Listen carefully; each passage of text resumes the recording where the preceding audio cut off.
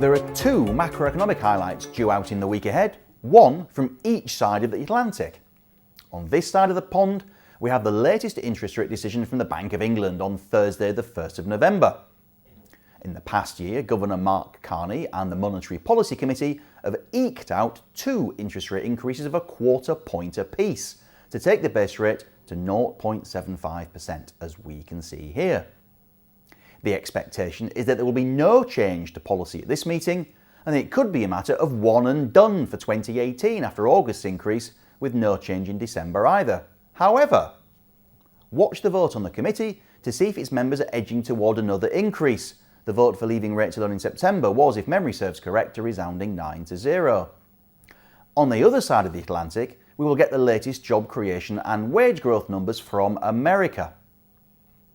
The increase in the so-called non-farm payrolls of 134,000 in September was lower than analysts had been expecting, but unemployment still fell to just 3.7%, its lowest mark since 1969.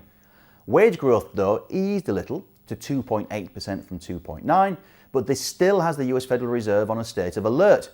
If wages really take off, and don't forget Amazon has just jacked up the minimum wage it will pay in America to $15 an hour, then the US Central Bank may feel the need to accelerate its interest rate increases. It's that prospect that's been driving the yield on the US 10-year government bond or Treasury higher, and that in turn has been spooking government and corporate bond and stock markets alike worldwide. Higher interest rates means higher borrowing costs, and that can mean lower economic growth. Higher interest rates and higher bond yields can also persuade investors to head to cash or bonds rather than equities for income, as returns on those less risky asset classes improve. And if those huge issues were not enough to keep us all busy, we've got a very, very full week of corporate news coming up, with 10 to 12 FTSE 100 firms currently scheduled to publish results or release a trading update.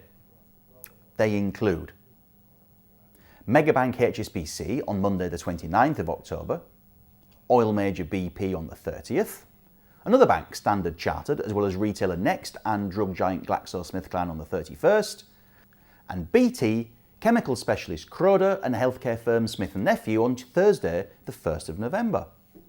Now, even allowing for that roll of honour, I suspect that the stock most likely to cause a fuss in the week ahead is Reckitt Benckiser, when it gives the third quarter trading update on Tuesday the 30th of October.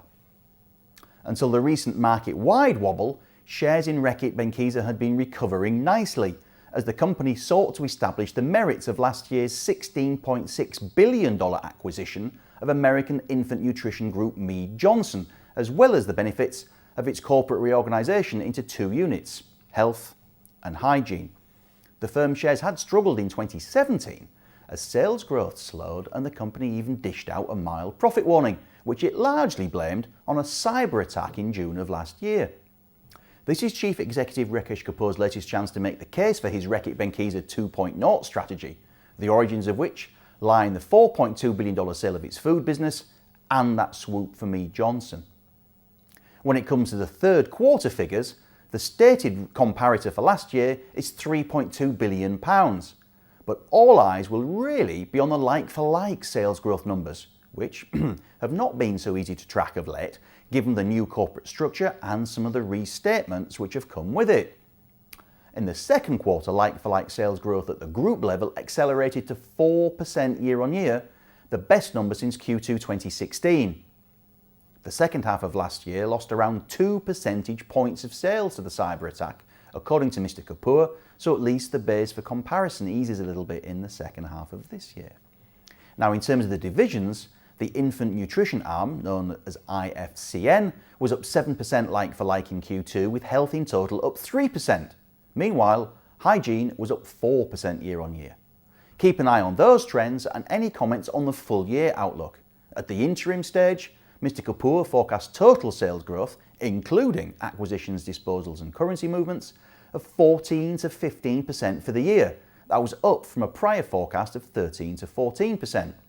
He also steered like-for-like sales growth towards the upper end of the previously guided range of 2 to 3% growth. Thank you for watching, and I look forward to seeing you next time.